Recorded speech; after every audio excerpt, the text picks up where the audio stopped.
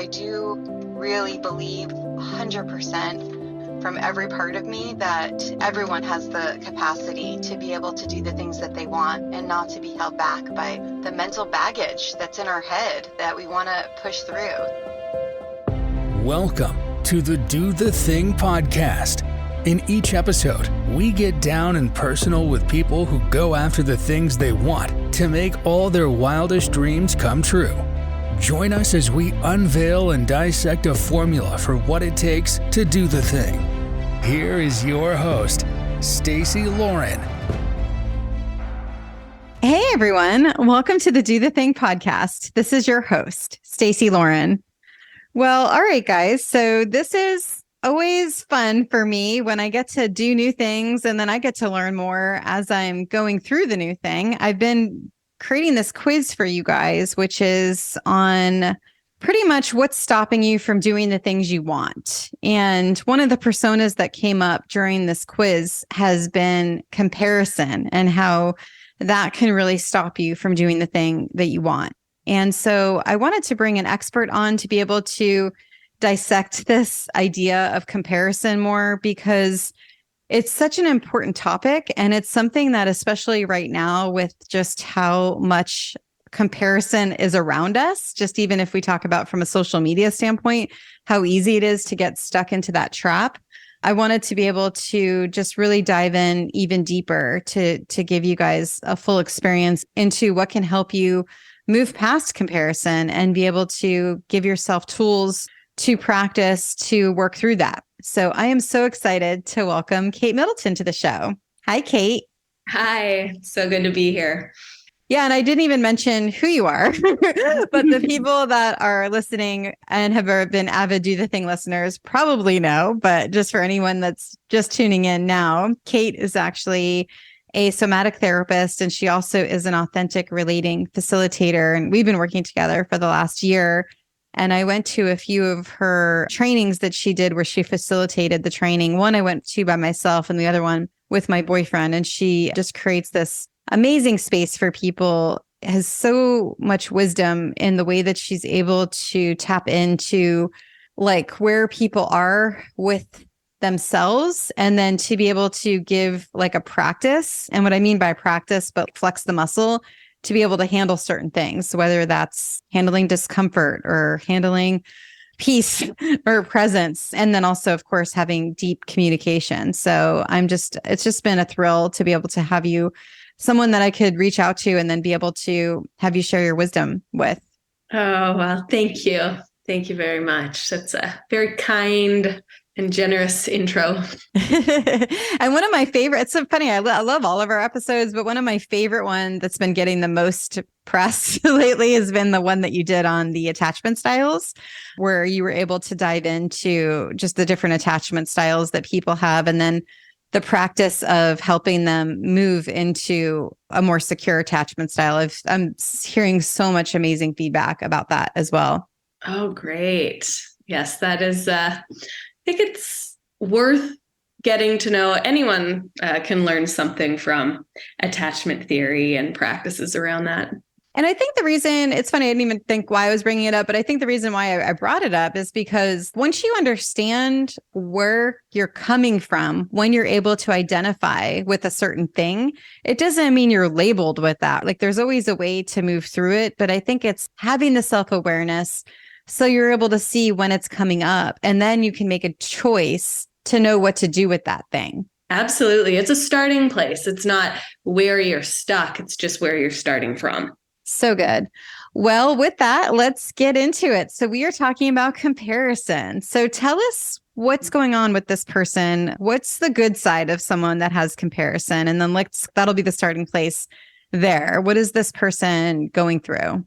Okay, well, let's start with the positives of comparison. It shows that this person has an ability to look outside of their own experience and to have a wider view or even a bird's eye view to see beyond their direct experience. So they can look to other people and look at their lifestyle or how these other people are showing up in the ways that they might want to, or in ways that they really don't want to. And so it it helps them to learn how to relate and how not to relate through other people's experience, which is a great thing because sometimes we can become totally absorbed in our own experience and can't see anything outside of that. So someone who is sort of stuck in a pattern of comparison has the ability to see beyond themselves. So that can be a good thing. We can start there. I'm curious, is there anything that comes up for you as I say that, Stacey? Yeah, I mean, I think you're right. I think if we're looking at one of the other personas is self-doubt. So that's a person that's really stuck inside their head and having a hard time getting through. And so that makes sense when you're saying that's such a huge benefit of someone that's stuck in comparison is they're not in that stuckness. They're looking outside of themselves already. Right. Yeah. And if someone were to use that, then they could say, look to someone that they really feel inspired by and consider the ways that this other person is showing up and what they might need to do to show up more fully in those ways, or what they might need to learn or embody so that they can grow into that kind of person or evolve in ways that they want. But more often than not, comparison becomes a trap, and it actually becomes a really sticky place to get out of. And I really believe that comparison, at the root of comparison, it comes down to a desire to belong. And on one side of the spectrum of comparison, we put ourselves below others and have a fear of being rejected. And the fear is the same, of not belonging. And on the other side of the comparison spectrum, we put ourselves above others. And that is in the hopes of being accepted. But the fear is still the same, the fear of not belonging. So if we go to the root of comparison as a desire to belong, then it can be a little easier to accept this pattern and move beyond it. Yeah, I'm curious. So what do you think why do you think that's the root of it?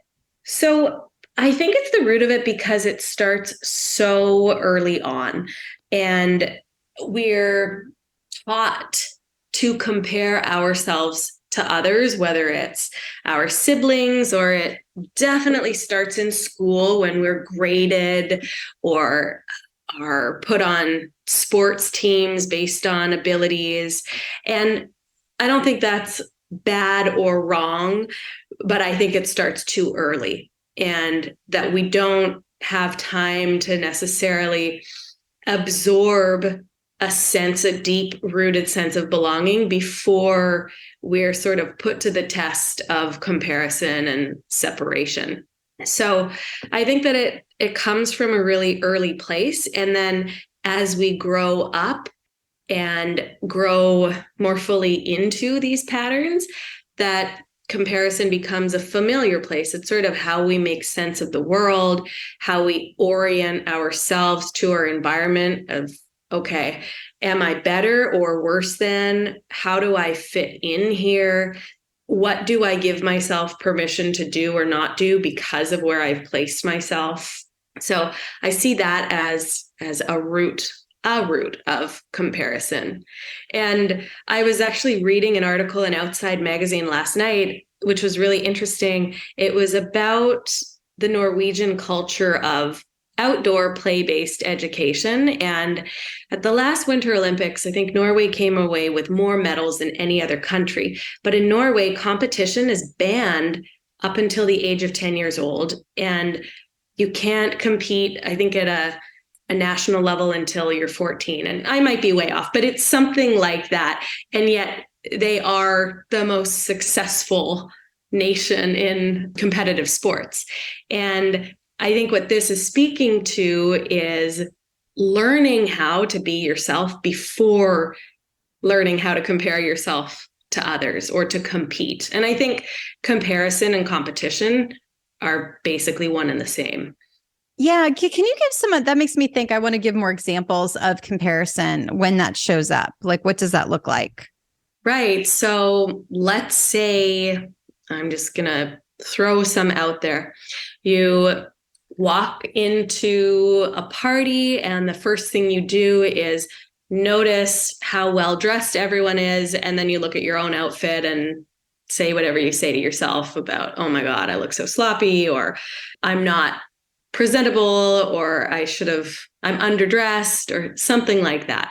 And if you really break that down, what's happening here is probably a desire to feel comfortable in your own body in this group of people, but an almost inability to give yourself permission no matter how you're showing up, whether it's the same or different to others who are there.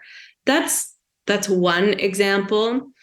Another example, if we go with the sports theme, is say you are trying out for a team, trying out for a team, and you're comparing yourself to the other people, the other athletes, and you just see either everyone as, let's say, better than you.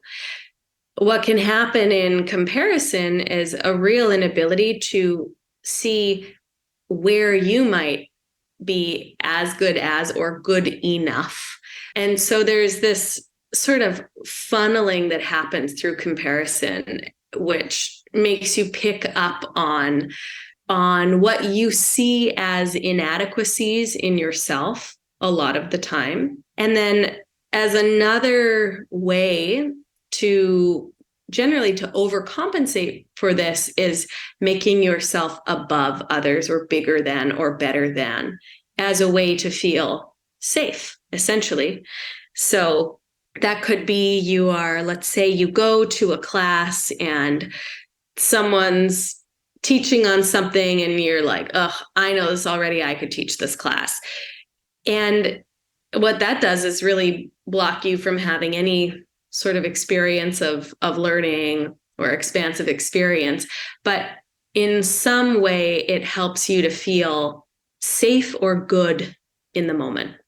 And I like to think of these patterns, whether it's comparison or self-doubt, as having some kind of wisdom encoded within them. So they're not bad or wrong, but they are something to learn from. Like, okay, what is it that I'm needing from this pattern of comparison? Or what do I get out of comparing myself to others? So one thing, what you might get out of comparing yourself to others is it allows you to isolate. If you keep putting yourself down as I'm not good enough to, or I don't belong here, it gives you permission to isolate and to not have to take the risk to put yourself out there. If you're putting yourself above others, it gives you what you get from that. The payoff would be not having to feel vulnerable, not having to feel the discomfort of feeling less than, for example. So there's always something that we're getting out of it that maybe we're not aware of in the moment. Yeah, I think there's something really important about that, because a lot of times it's kind of that idea that I'm just happy with the way things are. And then you can make excuses for yourself in your mind on why it works for you until you actually hear some of these things you're saying, which what's behind that statement? Where is that even coming from? And why am I even feeling that way? Mm-hmm. Yeah, absolutely. With comparison, I think that we're sort of living inside of a culture of comparison, and that can make it a little harder to see the pattern when you're in it and when you're surrounded by it. So I love that we're having this conversation and you're sparking all these great conversations about, okay, how to recognize, essentially pattern recognition, how to recognize when you're inside of something that isn't actually serving, and then how to potentially step outside of that. And I think your Do the Thing challenges are essentially training people to do that, to get out of their own way. Yeah. And what do you think is the cost of comparison? Like if you're living there and you haven't broken through and overcome it, what's the cost to you? Oof. The cost is that you can never really feel safe or connected in your relationships. And that's any relationship, whether it's family, intimacy, colleagues, because you either have to feel better above or below someone to feel good enough or safe enough or okay. And I believe that it's only when we can acknowledge each other as equals, regardless of skill set or talents, abilities, achievements, that we can acknowledge each other as equal, as whole humans, just figuring this thing out, that we can feel a deep level of contentment or peace or connection that is foundation to relationship, and also a sense of safety inside of ourselves to be in our body, to live in this body and in our environment, to show up in the world in the ways that we want to. And if we're stuck in comparison, we'll probably never do the thing in the ways that we want to or live as fully as we want to. And it's hard because there are temptations everywhere. Take Instagram, for example, or whatever platform that you use. It's so tempting to compare yourself to another's through these platforms. They're almost designed to have us do that. And so when I catch myself in comparison, at first I try and do a pattern interrupt. I try and catch myself in the moment and break off from the pattern, because you need to create distance, some separation to get a sense of yourself back. And then I try to see where I can acknowledge myself and these others that I'm comparing myself to as equal, as of equal worth, just for existing. And then from there, I can dig a little deeper and consider, okay, what is it that I'm valuing through this comparison? What is it I'm wanting more of in my own life? I'm wanting to be more of or less of? And how can I start to create that change that I'm wanting? And when you're talking about the pattern interrupt, what's your best way, or what do you recommend for that pattern interrupt when you're finding yourself comparing yourself in that way? So this is actually borrowed from a dear friend, actually from Nick Wood, who you interviewed at one point. Oh, yeah. Yeah, he has this thing where he says, enough, I am enough. And I love that little mantra because it's the first enough is this firm, it's enough. Okay, stop it. And then comes in the compassionate, I am enough. It's like, I don't need to run this pattern anymore. I'm okay as I am. And that's just one. There are so many, but that's one I love. And then let's just speak to this social media piece. If I caught myself really deep in the spiral of comparison, I would cold turkey get off the platform for at least a few days, because it's once you've gone down that road far enough, it's really hard to pull yourself out of it when you're still immersed in the environment that's driving the behavior. So it's sobriety check. Okay, get off social media for a couple days, go for some walks, see people in person, and then see how you're feeling about yourself and how has your comparison cleared up a little bit. And I love that idea too of just what you said with like taking some distance from something, because sometimes when you're so closely connected to whatever it is that you're doing or feeling, it feels like you can't get out and you're like swallowed by it. But when you can actually take a minute and have that pattern interrupt, it wakes you up out of that loop that you could get into. Mm-hmm. Absolutely. Absolutely. Other ones that work, this is used a lot in addiction, whether that's substance or behavioral, is the elastic band on the wrist. Let's say you catch yourself somewhere in the loop of comparison, and you're really, essentially comparison is judgment, and So you're catching yourself judging yourself and others, and you want to sort of snap out of it or create some distance, you would actually pull the elastic band, put it under tension, and then release. So it snaps onto your wrist and you get a little jolt of sensation. It might be a little painful or just a sting, but enough to wake you up and help you to shift gears. It's enough to sort of startle you back into presence.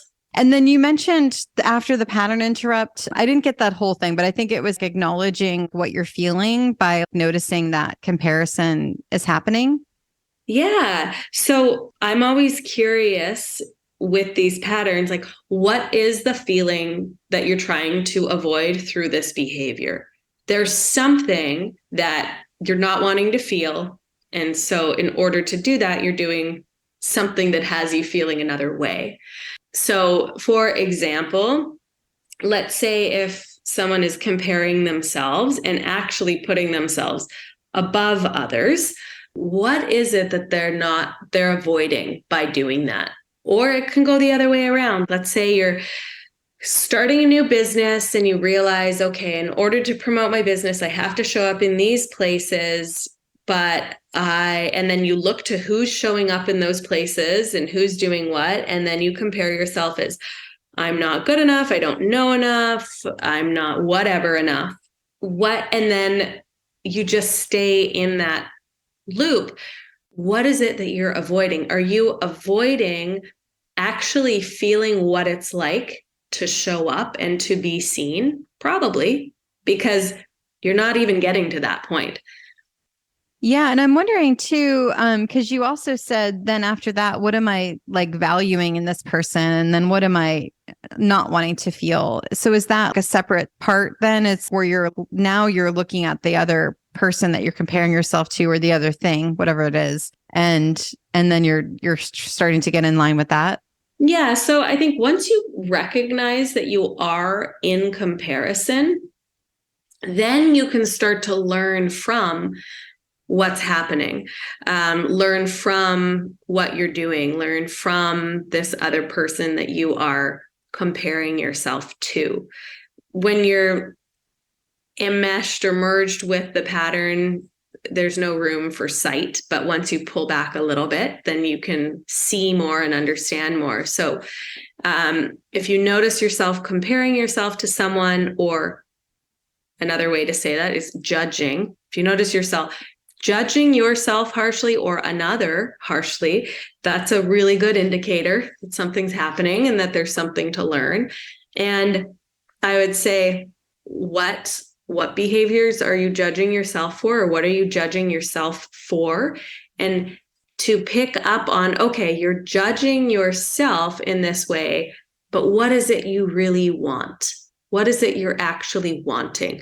Because a judgment of yourself or a self-criticism is what you're not wanting. So then you have to go to what it is you are wanting. Let's just go, because it's so easy to go into comparison or judgment with body stuff. So let's say that you are judging yourself, your body image or size, wanting to be, or let's say you are judging your body as out of shape, and you are comparing yourself to someone who's really fit.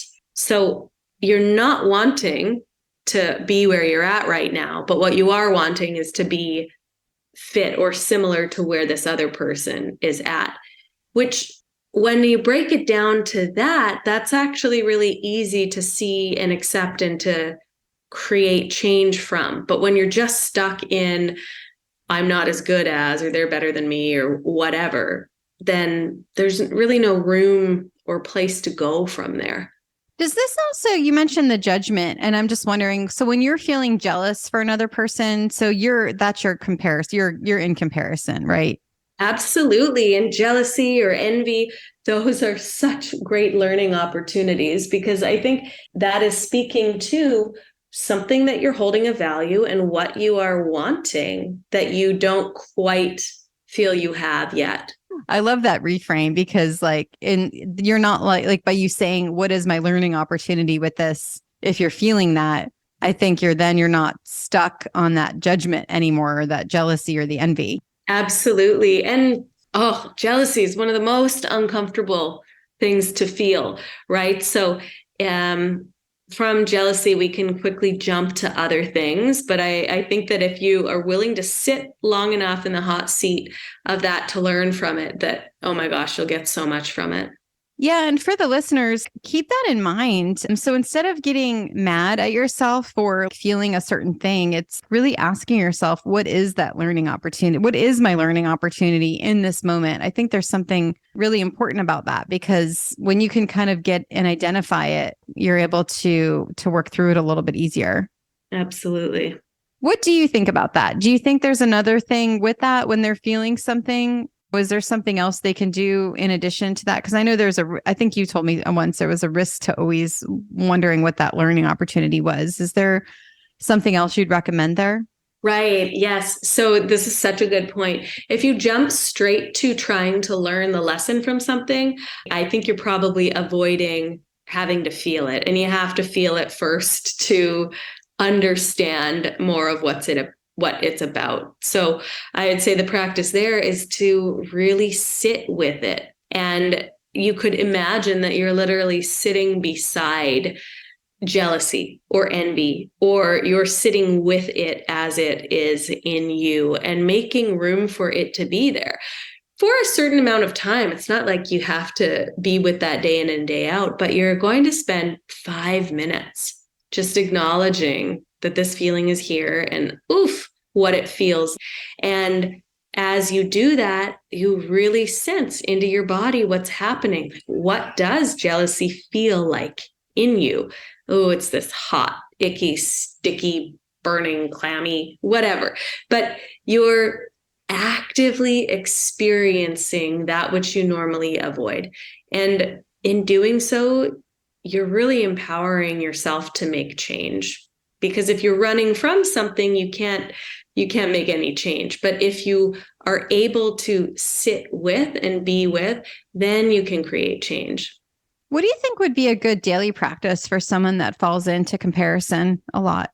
Oh, so here's just one fun one. And this is using the practice of namaste, which of course has its own cultural origins, which might not be your own, but I think we can borrow the idea of this and use it in a positive way. One meaning of namaste is I bow to that in you, which is the same in me, or I bow to the light in you, which is in me. And so upon meeting or greeting or seeing across a Zoom screen another, you could say this internally. You don't have to say it out loud, but you bow to that in them, which is the same in you. So you are acknowledging your equality. You're recognizing yourself and this other as an equal whole human. And it's a leveler. It's a great leveler. And let's say that you are going for an interview with a job you really want. Chances are you feel a little bit nervous and maybe somewhat inadequate and are worried, and you put the person who is interviewing you onto a pedestal of sorts. This would be a great leveler. Okay, hey, I see you as I see myself. We're an equal here. And that's just sort of I find that a fun, quick and easy one that will have a ripple effect. And Deepak Chopra has some great teachings on this, actually. I'm forgetting it now, but it's something about slaying the dragon of self-importance or something like that. But he speaks to putting people on pedestals or placing ourselves above or below others. And so I'd say any practice that is a great leveler that puts you on an equal playing field. And another practice, one that we do in authentic relating, is a practice of humility and dignity. So considering the humility practice is, what is there for me to learn from this other? And the dignity practice is, what do I have to share or to offer or to teach this other? So you recognize that you can always learn something from another, and you can always bring something or give something to another. Yeah, you're making me think back to the authentic relating training too, and like, gosh, all the wonderful practices you have there. And there's that assumptions exercise where people can make assumptions about certain people. And I'm wondering if that also leads into comparison, if someone is that person that's an assumptions person. Absolutely. Whether we want to call it assumptions, judgment, comparison, they're all under the same umbrella. And they're ways of labeling things so that we feel in some ways protected by those labels, or like it's easier for us to grasp the other or the concept by labeling it. And labels are not all bad or wrong, but they can create a barrier to connection. So I think comparison is often a barrier to connection or to relating or relationship. And there's no way, I mean, you could try right now to never compare again, but that's just not going to happen. So instead of aiming to be this perfect person who never compares, I'd say the goal really is to recognize when and where you do, and to get curious about what's happening in you when you compare or when you assume or when you judge, how you can acknowledge that feeling and then encourage yourself back to a more open place. And then how do you think they could encourage themselves back into a more open place, especially when they're having that feeling? What do you think is a good strategy for that? Right. Well, personally, I love self-talk. That really works for me, but some people need other ways. So for some people, it could be putting on a power song and to remind them of their own power and dancing to it. Or it could be some self-touch, like a hand on the heart and a deep breath in and out. It might be calling upon a guide of sorts, whether that's real or energetic, and calling in some external wisdom from another, using a lifeline, calling a friend, could be real or imagined or energetic. So many ways that really just help you to get back in touch with the you who knows yourself as an equal or as good enough or as not too much.